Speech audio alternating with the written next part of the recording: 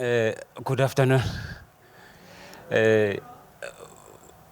Molweni, Tovela. You know, my nguni just comes out. I made a joke somewhere that when I was at another place, I tried to be relevant and say now, and I was corrected. So this is a journey for all of us to know more languages so that we can easily communicate. I'm not sure the organizers, if they were aware that I'm also Mthimkhulu Dondolo, and they have Uzandi as well. So I don't know if yeah. Okay. I will just try. I will cover two things without revealing too much about the book. One race. The question perhaps will be about the title, One Race. What do you mean by one race? Do you mean, are we all the same? This comes from for me, one race, and also for the Africanists like Sobukwe, was ideological, philosophical. When they said one race, there's only one race, the human race, in which we all belong. They were challenging, I will cover three areas. They were challenging white supremacy, white domination. And they used the history of Africa to say all humanities began here. And also to say that, in a way, they were reversing the text of whiteness. The second point is, they were Africans. Or before you can talk about the family of humanity. You are an African, and they view themselves as Africans. And they were aware about the politics or the conditions that existed in South Africa. They didn't think that everything was well. They knew that not all was well, but it was a way of reversing the gaze. The third aspect, at that time, there was one of the dominant ideologies which was promoted by many people there was multiracialism. And Peter Rabarogo wrote extensively on that. So this group and Sobukwe believe that there's no multiracialism. There's no plural for races, for race. You can't say races, because there's only one race, the human race. And interestingly is later the ANC adopted the non-racialism, and they pretend as if it's them who advocated for non-racialism, whereas they were the ones who were promoting multiracialism. And hence the Africanists like Peter Rabarogo and Sobukwe say, there's no plural for race. So this covers that, and also perhaps to say it is completely different from the notion of rainbow nation. As I said, they were aware about the challenges that existed. It was philosophically. The concept of rainbow nation as promoted post-1994 is too simplistic. And it has Tritian and colonial undertones. It does not claim the space or return the gaze. Thus, there are these races that coexist. The second point that I would like to talk about is perhaps the contribution of the book. In this book, I took an unpopular approach at two levels. Firstly, I tried to challenge the centralization of Du Bois as this silver bullet of Pan-Africanism, that Du Bois influenced everyone who believed in Pan-Africanism. And I'm arguing that the Africanists like Sobukwe were not influenced by Du Bois. It was George Petmore and Kwame Nkrumah. Those are among the people that influence.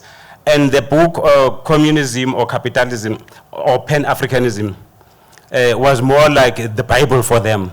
So George Petmore had a strong influence, and also Kwame Nkrumah. And it is in that context that before the 21st March 1960, Sobukwe dispatched some members of the ANC, of the PAC, including Peter Rabarogo, who became the speechwriter of Kwame Nkrumah. Peter Rabarogo became the speechwriter of Kwame Nkrumah, and when Kwame Nkrumah was overthrown, he then moved to Kenya. And there are also other professionals like Chafta who went to Nigeria and practiced. So the approach that I'm taking in as far as the history of Pan-Africanism, I bring in Untsigana Kakaba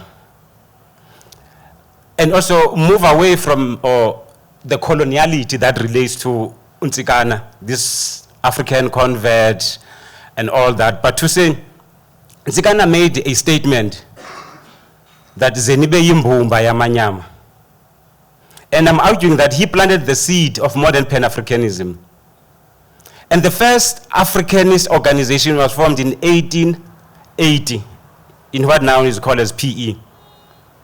And in 1884, Isaac Hushop Chitashe wrote a poem that concretized the concept of Imbumba Yamanyama. So Zenibe Imbumba Yamanyama evolved to Imbumba Yamanyama. And Imbumba Yamanyama is about unity and solidarity amongst the Africans or the indigenous people. Because even in this Imbumba, it was the organization that was more about Africanness. And then from there we see in 1865, Tio Soga coming into the picture through his publication, and also what he wrote as My Inheritance, because Tio Soga married a Scottish lady. He was at Lovedale College. He was taken by the missionaries during the Wars of Land Dispossession to Scotland and married a Scottish lady. So the Henderson Sogas that we know are a descendant. So he was worried that perhaps, putting it differently, he was not worried, but he indoctrinated his children in a way that even though your mother is white, you must know that you are black and African. And in order for you to claim your space, you must know that. So he wrote what he called My Inheritance. And we all know the contribution that was made by the Sogas and all that. So I then move there, bring in the Congress, the African National Congress, Native Congress that was formed in late 1800s. Then in 1903, there's what was called Ngqungquthela kaGqubsan. All these, and also Gqubsan himself, had this Pan-Africanist ideology. Because as I argue in my other work, that the ANC was not formed in 1912.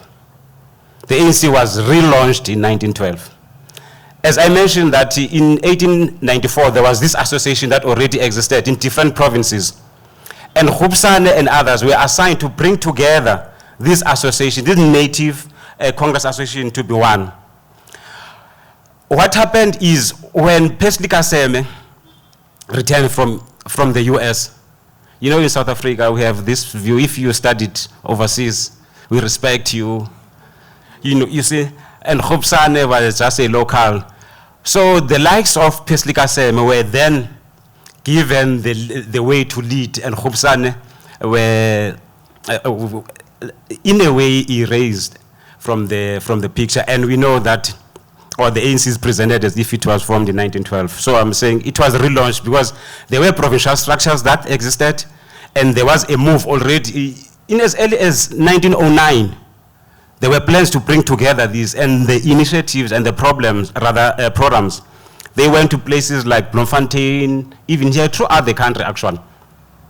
So the generation, this then translated to the generation of Lembede, and I argue that Sobukwe was strongly influenced by Apimta. And in South Africa, we have not done much to acknowledge Apimta. Apimta was one of the great scholars, the Africanists that we have ever produced. And Apimta influenced Sobukwe. In the correspondence between Apimta and Godfrey Pike, Godfrey Pike was a senior to Sobukwe, was already a lecturer at the time. He said, Apimta said when I was referring to Sobukwe, the intellectuals to be. Because what they promoted was critical thinking, and according to Godfrey Pike, that you need to dig deeper.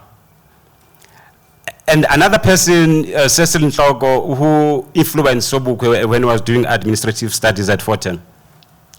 The point that I'm making is, even though Sobukwe was an extraordinary person, he was influenced by many people. There are many people that influence Sobukwe. And And also perhaps, let me bring in the tensions that come out. You will see when you read the book. You see, I'm from Queenstown. I was born and grew up in Queenstown until I left. My hometown had a strong influence of Unity Movement, Abdusa. We had, all these organizations existed. And one of my teachers was a former student of I.B. Tabata. Those who know I.B. Tabata was,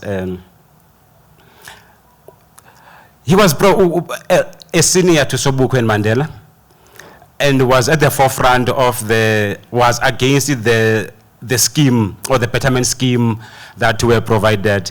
And for them, they believe that before liberation, you need to be, they believe in education. So, Kotsi wrote a piece after the 21st March anti-pass campaign, criticizing the likes of Sobukwe about the march they organized. And they have, of course, they are making a point that that was risky. It was not calculated. But I'm arguing to say, no, there's a bigger picture. Because remember, when Sobukwe was at Fort, they had a newspaper called Beware, which was critical about the Unity Movement. The likes of I.B. Tabata and all that, they were critical about them. So I argue that perhaps there is an ideological conflict or difference between the two. It was not just the senior talking to the junior, that these boys, they even refer to the Sobukwe, these boys. And another point that is important to bring it in here is most of the time Sobukwe is presented as this politician. We know the magnetic personality, how it was described, but I'm saying Sobukwe was bigger than that. I'm bringing in the scholarly side of Sobukwe. That when Sobukwe was at Wits between 1954 to 1960, Sobukwe reviewed the isiXhosa books, published them. And when I visited him, a friend of mine is working at Wits, we were not aware that the office he's using was the same office that was used by Sobukwe. And we were talking, as we were talking, explaining this project to him, I just went to the cupboard there, you know those old ones. I found the journals that Sobukwe published through. So Sobukwe was also a scholar, and of course his honors was centered on that. But I'm viewing Sobukwe within the broader evolution of isiXhosa culture. Because remember, the transition from orality to a written text, it has always been introduced through a Bible. The first will be a Bible, and then it will evolve from there. And of course, there were newspapers that were introduced, Ikwezi, Kefa Express, Skidimi, and then later we had what I refer to the alternative newspapers, Imvo Zabantsundu, Izwi, Ilanga Lase Natal. And what is also interesting there is the debate between Mangena Kuze and others, where Mangena Kuze was saying, Akomdu Mnyama, we never called ourselves black people. Abantu Abantsundu. There's a difference between Abantu Mnyama and Abantu Abantsundu. And can you imagine, we're talking about the late 1800s and early 1990s. And Gwilanga Lase Natal, they were discussing about these complex issues.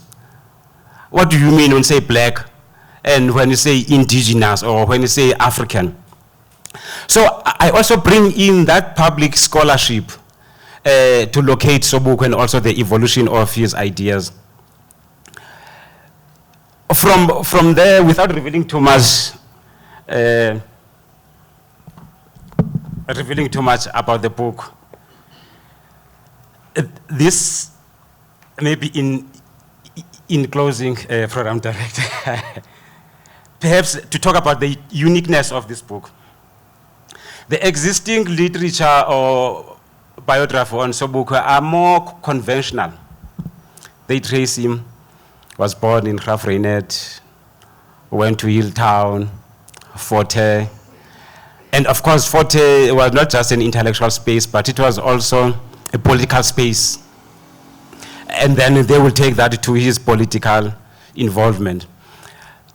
So I took a different approach because for me, there's no text, academic text or scholarly text that unpack Sobukwe's thinking. For instance, when Sobukwe, for instance, believed in mental revolution, mental emancipation, be our own liberators, what did he mean? The issue of multiracialism or non-racialism. So in chapter 3 of this book, I unpacked Sobukwe's thinking in relation to the continental approach.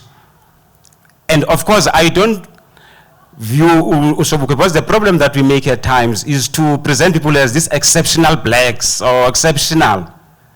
I'm saying Sobukwe worked with others, and Sobukwe, of course, he was good, but he was the product of others.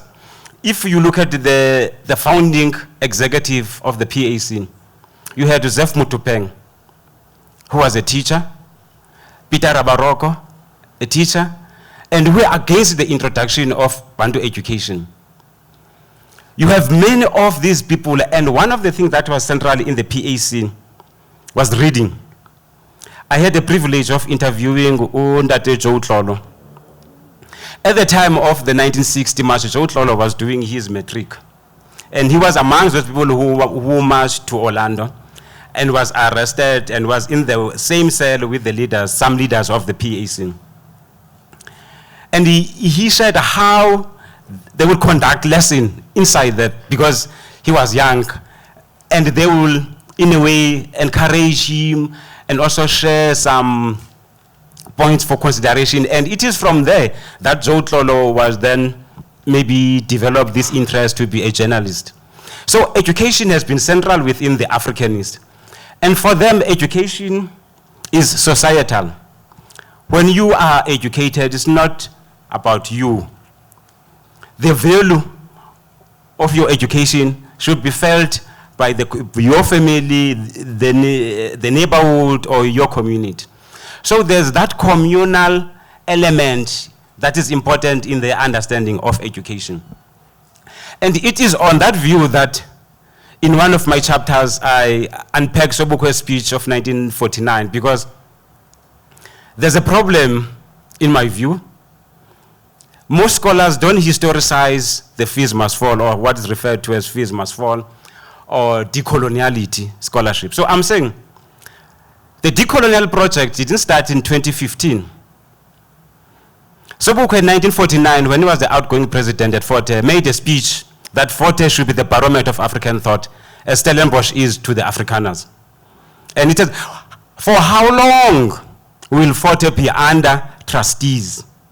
Remember, Fort Hare, at that time, the management were white people, holding it until there is this qualified African to take over. So they were the trustees. So Sobukwe questioned that for how long we've been told that the Fort Hare will be under a black leadership, so to speak. And soon after that, in 54, Z.K. Matthews was appointed. And interestingly, Z.K. Matthews, Sobukwe was a Z.K. Matthews student, and Z.K. Matthews wrote a letter of support when Sobukwe applied for lecturership at UNISA, rather at Wits. And if you read the letter, you will see how Z.K. Matthews respected Sobukwe as a leader, as an individual. So those who perhaps, as you will see, or when you get the book, which I encourage you to do, later I challenge the misrepresentation of Sobukwe, those who misrepresent Sobukwe's ideas. But if you use Z.K. Matthews' letter and many others, you will see that those perhaps there is a historical, there is a misinterpretation of history for those people who are misrepresenting Sobukwe. But the point I wanted to make is this 1949 speech. Because what we witnessed in 2015, I'm arguing, was the continuation of the project that was started by Sobukwe and others, and even go to the 1800s. And here I problematize the concept of decoloniality, especially decoloniality that is influenced by Latin America. Because that gives an impression that there were never decolonial projects on the continent. And if you know very well, in 1960, University of Dar es Salaam was central. And Rodney also taught at the University of Dar es Salaam. That's where actually it was in that process Grounding with My People was produced, Walter Rodney. And if you also look at the University of Makerere, almost at the same period, they were intellectual centers, and they were promoting decoloniality. So if now those scholars who are promoting decoloniality are drawing inspiration from Nelson and other scholars from Latin America without acknowledging the decolonial scholarship or project that existed on the continent, including the 1949 project, a speech by Sobukwe, then that is problematic for me. And it is not surprising that the decolonial project, in my view, has been hijacked. It has been hijacked by white liberal scholars. And to a greater extent will use someone who looks like me and you. But we all know that that project, in a greater extent, has been hijacked. And it is in that view that I go back to Kwame Nkrumah's work when Kwame Nkrumah promoted re-Africanization, going back to the African civilization that was disturbed by colonialism, slavery, and all other forms of oppression. Because if in this hierarchy of knowledge production we were never included, because our ways of knowledge production were not viewed in the same light, they were backward. What are you decolonizing? Because your ways of knowledge and knowledge production were never recognized. You can't decolonize something that was not recognized. Hence it is important to go back to what you know better, that re-Africanization, that African-centered thinking. So that's the line of my argument in this book. And perhaps in closing, without revealing too much, you know, my publishers always say, you reveal too much about the book, man. You must encourage people to go and buy and read the book. But it's just to end maybe by talking about evidential genocide. Evidential genocide in relation to Sobukwe. If you go to institutions where Sobukwe was incarcerated, for instance, you try to get the proceedings of the case. Of course, through the work of the Mesukupeko and others, there is that, and also some official. If you go to Robben Island, you try to get Sobukwe's prison file. They will tell you they don't have it. You go to Fort Hare, where Sobukwe was a student, and they had this newspaper called Beware. You want Sobukwe's file. You get 15, 20 page. You go to other institutions, you'll see that perhaps there are papers that were removed. And in some institution, before you can get access, you must first speak to someone, you see. So for me, that's a evidential genocide. Because I argue in the book, Sobukwe was feared during apartheid for obvious reason. And even post-1994, the ANC-led government fears Sobukwe. And the question is why? It's precisely because of what I refer to as Mandela mythology. Mandela is presented as this angel, this messiah, and the ANC as the only liberation that liberated or brought us where we are now. And Sobukwe challenges that, or PAC challenges that to a greater extent, even though, in my view, PAC has been overshadowed by its own past. It has been rendered irrelevant. They need to redefine themselves if they want to be relevant. But you can see there's this fear. There was a fear then, and there's a fear now. So Sobukwe perhaps formed part of that unwanted historical past. We don't want to hear and know about that, because if that is known, then people will start questioning things. And it is interesting when you get the conversation between how Sobukwe perceived Mandela, for instance. I'm sure some of you are aware about that. Sobukwe respected O.R. Tambo more than Mandela. More than Mandela. For him, Mandela was not an intellectual, was promoting ethnicity. Of course, that's debatable. But all what I'm saying is, Sobukwe was critical of Mandela. And it is O.R. Tambo who perhaps, in some quarters, is viewed as perhaps was sympathetic to the Africanist. But I think the person who summarizes very well that is Neville Alexander. Neville Alexander summarized it very well when he says ANC was not about anything else. But you know those minimum reforms, to be able to go to the same bathroom with white people, the minimum demands, that's what Neville Alexander refers to. That they were more about the minimum demands. And perhaps in closing, let me just talk about the Africanist side of the ANC.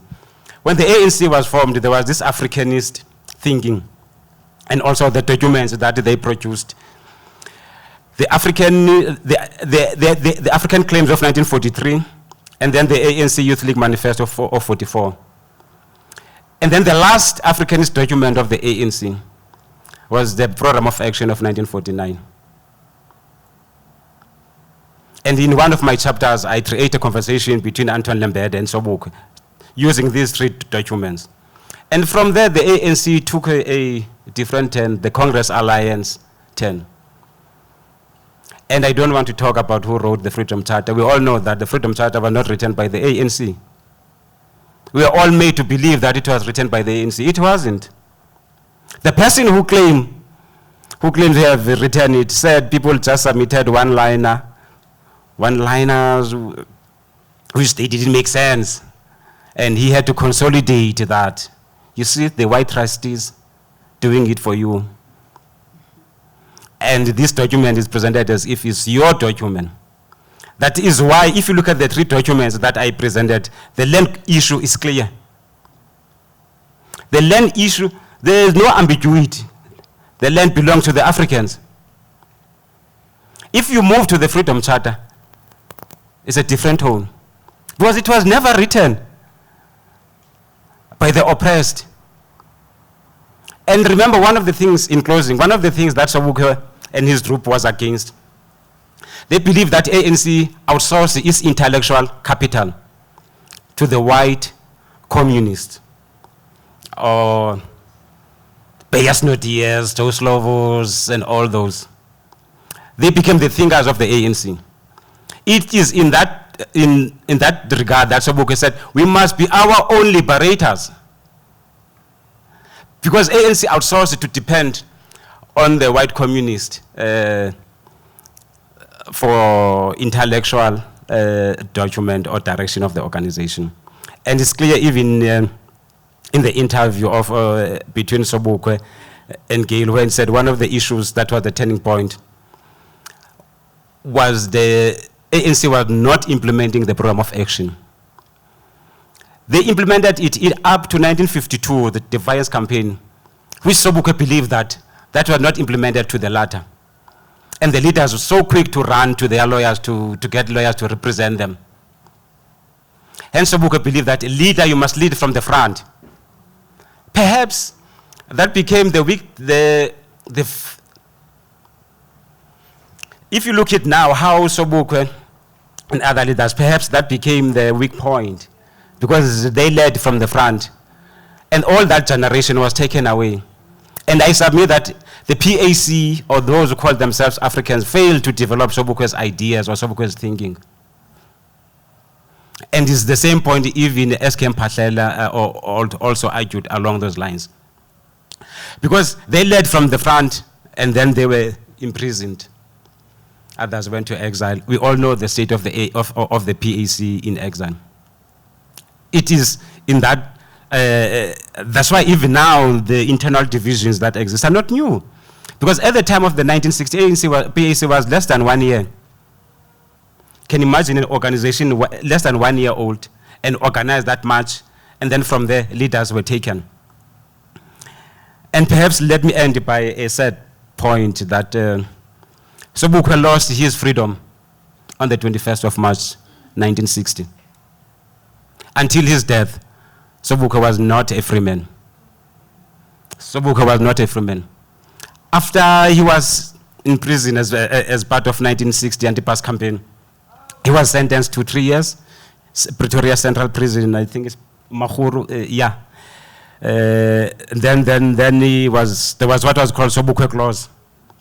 Every 3 years they will discuss that, how to deal with that. And you can see the fear, the white fear, how they feared Sobukwe. And Sobukwe was released in 1969. And then from there he was banished to Kimberley. Sobukwe lived under strict restrictions. If he wanted to come to Joburg, he must first apply. Even when he became the lawyer, and one of the prominent scholars presented Sobukwe as a footnote of Steve Biko and Mandela, said Sobukwe is talking about you can get it in one of my chapters. I don't want to waste your time. But he's saying, actually, Steve Biko was the great leader. He wanted to be to be a doctor and became a politician. Mandela, you know the story of Mandela, became the leader. And Sobukwe, history had other plans. That's how he presented him. And what perhaps he didn't bring to the fore is that Sobukwe furthered his studies. And Sobukwe became a lawyer. And if you go to Khalishiwa, by the way, you will see the office that was used by Sobukwe. It's still there. You will see the house that Sobukwe lived in Khalishiwa. It's still there. And there is the same house that Steve Biko used to visit Sobukwe using the back gate. Because at times we tend to present that black consciousness and Pan-Africanism, they never interacted, or there was no cross-pollination of ideas. And I'm arguing that Steve Biko viewed Sobukwe as his father. There was this father-son relationship. To the extent that Steve Biko's elder brother was the member of PAC, coming from the PAC. And Steve Biko visited Sobukwe. But what has happened is that because of the monolithic historical narrative that is framed by the ANC, it's easy and convenient to talk about Steve Biko and PCM, because perhaps some of PCM members later joined ANC. And it's painful for them to talk about Sobukwe and PAC for obvious reasons. And it is in that point that when the Robben Island Museum was opened in 1996, they had this exhibition. And there was the face of Mandela, Sisulu. And between Mandela and Sobukwe, they inserted Steve Biko. We all know that Steve Biko was never incarcerated on Robben Island.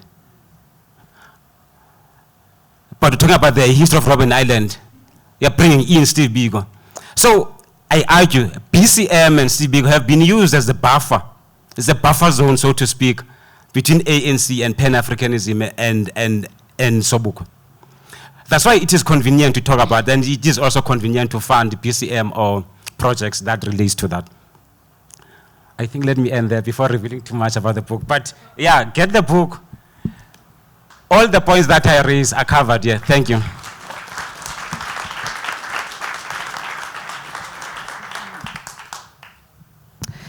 How many minutes do I have? How many hours?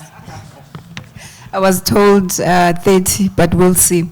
Thank you so much for inviting us, Africa Yvonne, and for really offering this space to talk about and reflect on not just Robert Mangaliso Sobukwe and what he stood for and why he remains incarcerated, as Africa Luvuyo has said, but also to understand, firstly, the politics that have not only made Sobukwe to be an unforgettable figure, but also to be persecuted, both by the apartheid regime and also by the so-called democratic dispensation. I think it is brave of you to open up this space, especially on the occasion of his centenary celebration. Of course, on Thursday, the 5th of December, Ubaba would have turned 100 years, and it is why we are here today.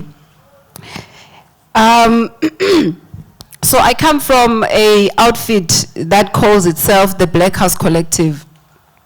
And I'm so glad that Africa touched on some of the contradictions that confront Pan-Africanism and Black consciousness, and how we then respond as adherents of those two schools of thoughts. And one of the ways in which the Black House Collective has tried to respond to, I suppose, the attempt to divorce Black consciousness from Pan-Africanism is to see and identify Sobukwe with Ubiko as two sides of the same revolutionary coin. That is how the Black House Collective enters the political fray as an activist movement. And so to us, the years 1960, which is the Shavulanga massacre, and 1968, which is the formation of SASO. SASO is, of course, the student movement that gave birth to Black consciousness, philosophy, and practice, as well as, of course, 1976, which is the Soweto uprising moment. Those 3 years, or those 3 moments in our political imagination as the Black House Collective are very, very significant.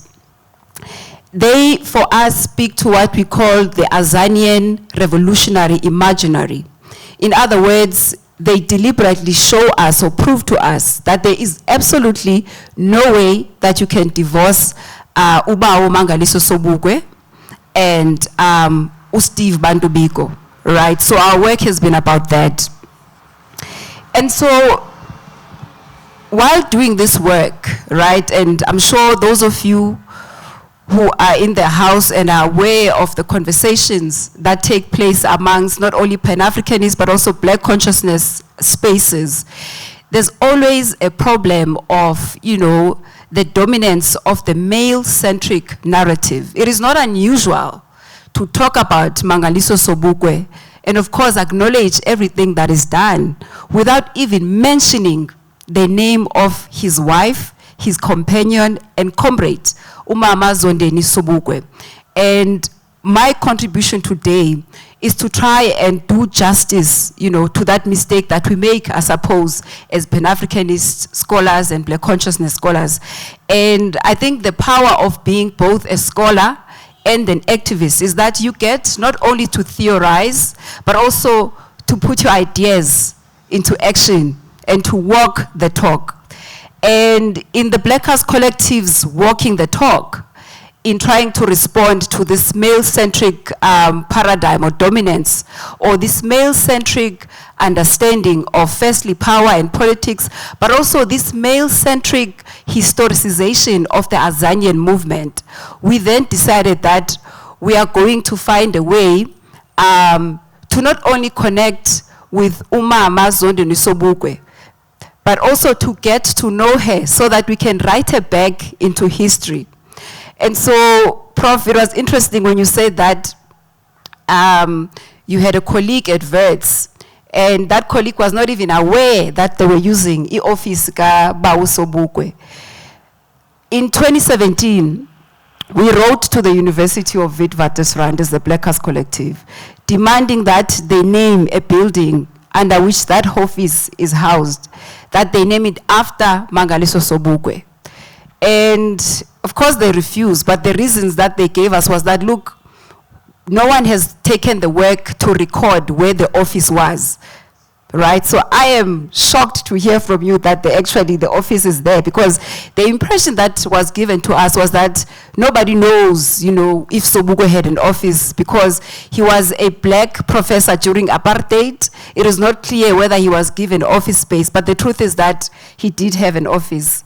And of course, you've also highlighted in terms of how, the current dispensation has not, rested in terms of erasing not only the contributions of the Azanian school of thought, but also the contributions of people like Zondeni Sobukwe, right?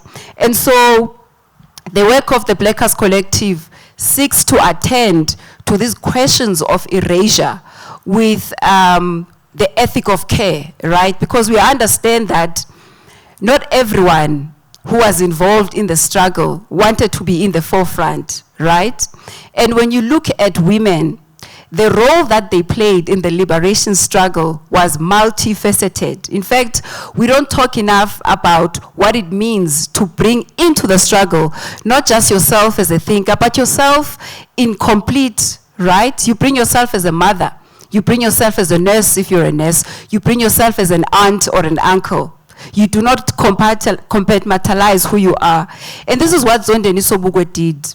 And because this is how women appear in history, our historiographers are not able to read and write them into history. And so when you go back to try and trace who this phenomenal woman was, you will only find 2 documents, right? One is her TRC testimonial, where she talks about how she stood for Sobukwe, with Sobukwe, and their children. And unfortunately, from that document, you will not get, or rather it will not be apparent that Zondeni Sobukwe was a founding member of the PAC, because she was there when Sobukwe became the president of the PAC. In fact, they meet on the picket line, and Umama Zondeni says, of course, it was live at first sight, but they met in struggle, which to us showed that Umama Zondeni Sobukwe was an activist in her own right before meeting Ubawo Sobukwe, and therefore she's not just an appendage to this phenomenal leader. And I think it's important that we underscore and understand what that means, because they meet when there was, so she was a student nurse in Alice, not too far from Port, right? And obviously the apartheid government was, it was not enough that they excluded us in so many ways, but they had to find ways to make you feel uncomfortable, right? And so when the nurses stood up against those injustices, the regime responded by firing some of them. And Zondeni Sobukwe led the group that said, if you are getting rid of these people that you have identified as the leaders, then all of us are going to resign. All of us are going to follow them. And that caught the attention of young Sobukwe at Forte. And they came over to obviously give support as the members of the Youth League to what the nurses were doing in Alice. And of course, they began their lives, you know, together. But it would be, I suppose, unfortunate for them because their young marriage was cut really short. Because having started the PAC, Sobukwe did not, in fact, Sobukwe wanted Azania to be liberated as early as 1960. This is perhaps why his approach to activism was so intense, because you had Ghana, the liberation just on top. And Sobukwe wanted to connect with that. But that also came at a great expense to his family and his young wife. And he writes to Mama Sobukwe, I mean, how Sobukwe describes her is quite impeccable, and it's not again something that you'll find in history. She says, I mean, he says to her, my heart is full because I've come to know what a great woman you are, the true embodiment of African womanhood. Close quote. When he talks about Sobukwe, Zondeni Sobukwe being this embodiment of African womanhood, he invites us again to think about the ways in which Zondeni Sobukwe was able to define or redefine a different paradigm of power, where power is not necessarily at the head of the male figure and his confrontation to the system, but power that lies in the ways in which you tend to your children, even against the oppressors, you know, violence against you. The ways in which Mama Zondeni Sobukwe was able to use her skills as a nurse to tell you and me today that it is not true that Sobukwe died of cancer, because she visited him in Robben Island in his capacity, of course, as a nurse firstly, but also as the mother of his children and his wife.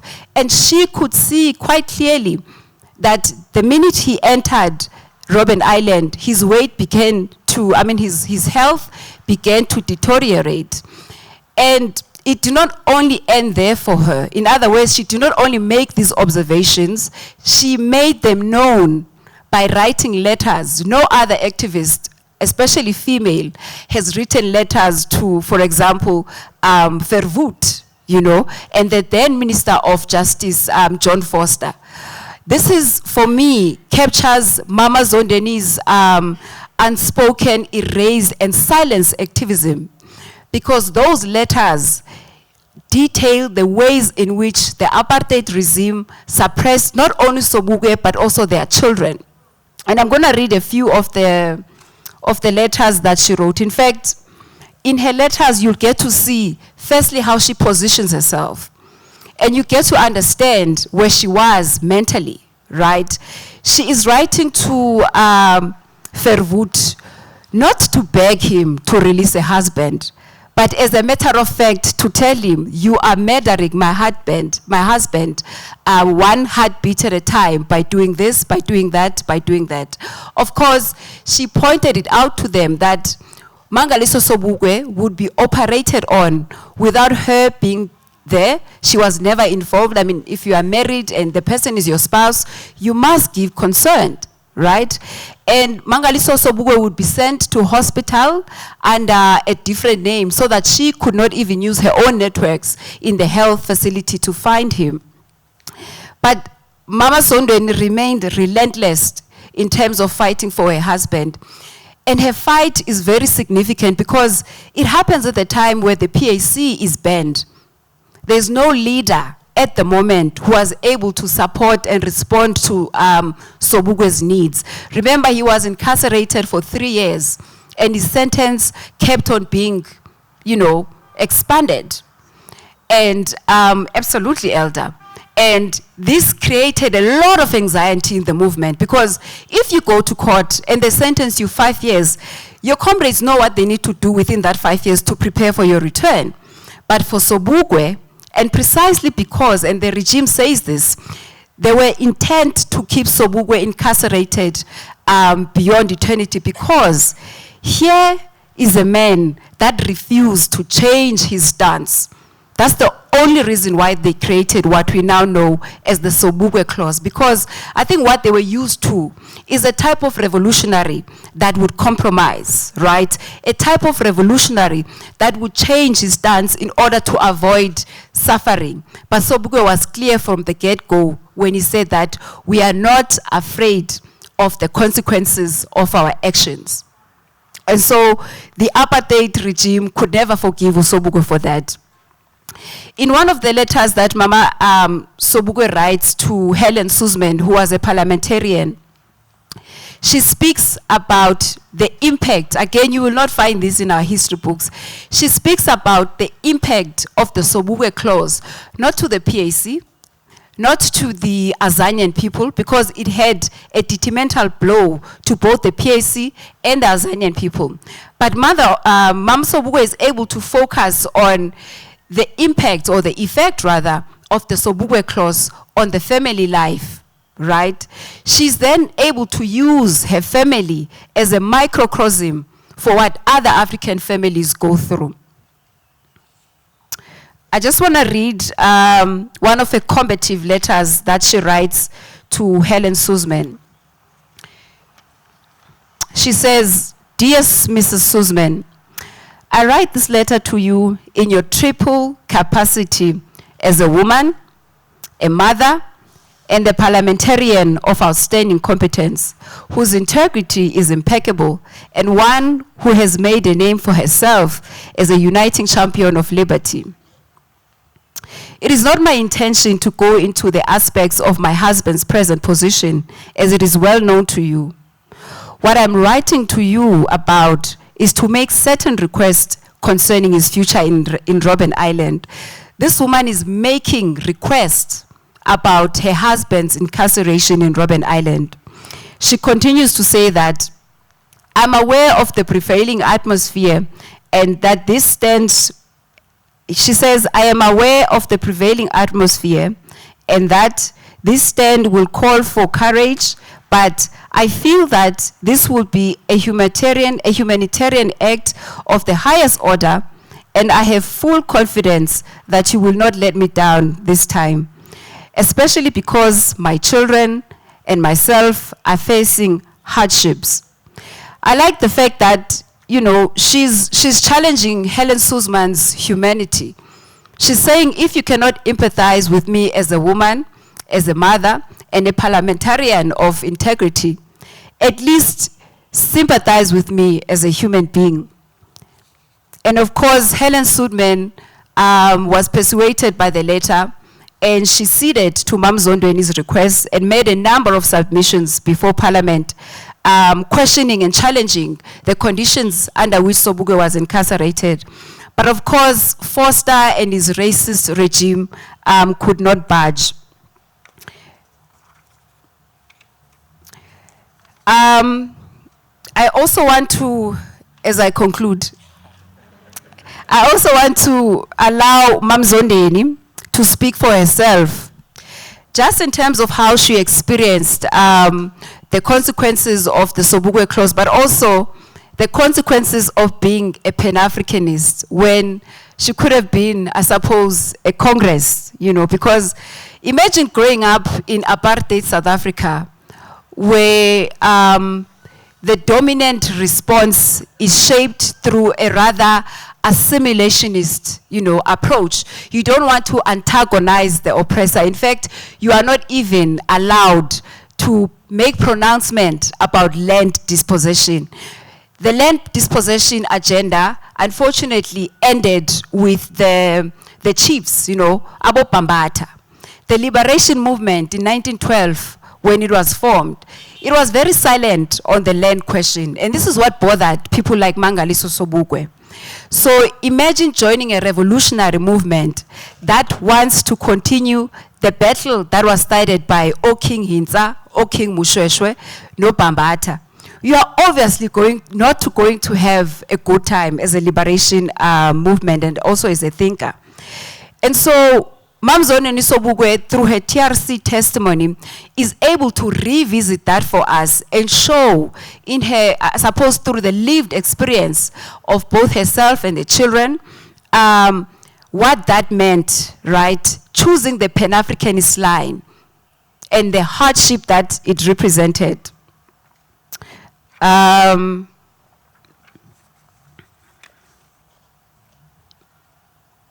So here she's trying to plead for her children, right? She's trying to get her children to go see Mangaliso Sobukwe.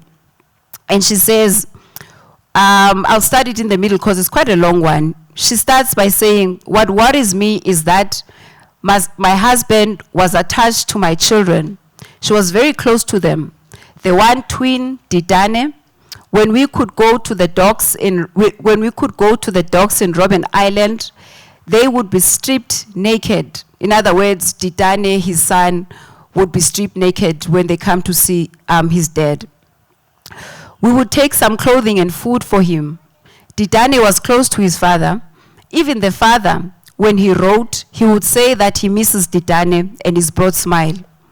What I realized is that when his father got this treatment, this being stripped naked, after he had been, I mean the treatment in hospital, when he received this treatment, after he had been operated on in the lungs, when Didane would not go to Kimberley Hospital, they wouldn't allow Didane to go to Kimberley Hospital to visit him, he would cry when he went to see his father.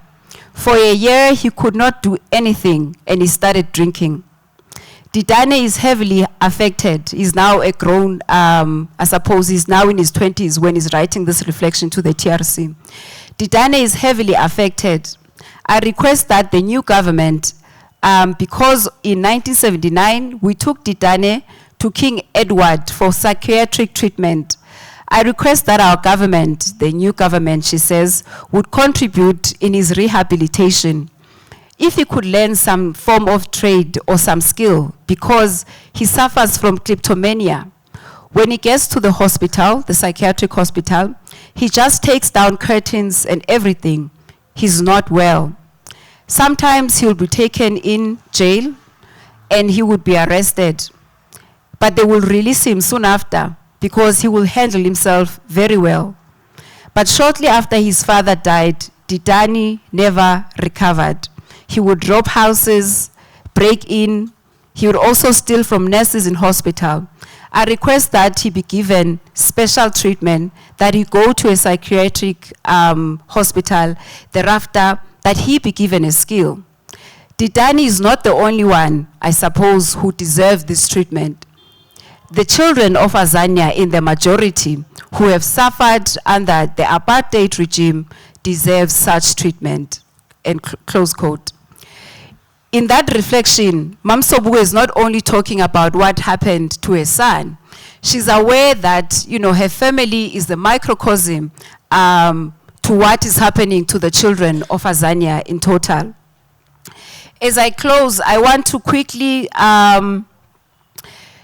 read a poem by Professor Eskia Mphahlele. Professor Eskia Mphahlele is, I suppose, the only person who took the time to see Mam Mangaliso Sobukwe and actually pen a poem for her. The title of the poem is Mangaliso Sobukwe, A Great Woman, and it was published in 2003, which is quite recent. She says, I see through the window of my mind millennia upon millennia of African women, droves and droves of them who have walked this earth and toiled with babies on their head, with babies on their backs, clay pots and firewood on their heads. And in our time, a man was born to this nation, Mangaliso Sobukwe. He had a dream that would not let him be. Amid so much pain, so much longing, so much history, dripping centuries of blood, the heavens themselves must have screamed. A dream to seek and a dream to restore the sense of ourselves as Africans. You were there with him, daughter of Africa. At the banging and the clanging of prison doors and gates, there in the busy wards where your man lay listening to the ravaging beat of his pain. The ebb and flow of life from a body always waiting someone's paperwork, someone counting time for a man's life he would never grasp. You had been there to witness it all. A man fixed on courage to set black humanity free. A man breastfeeding the hills and breaking his feet on rocky road, from college to stockade to the end of his life. Then at last, daughter of Mate, the sun come out of you and your children, blazing from above the eastern skyline, lighting your way through the darkness that was your journey. Always you were there. Always you reminded us this, that nothing could break your man's mind or spirit or trample on the sanctity of your home. The divine gift of the Supreme One, attended to by the ancestors, was yours to hold. We salute you, daughter of Africa, devoted mother, wife, who turned pain into an ever-glowing shrine, the full shadow of your man, and on the wall above your head while you pray. We salute you, daughter of Africa. Thank you.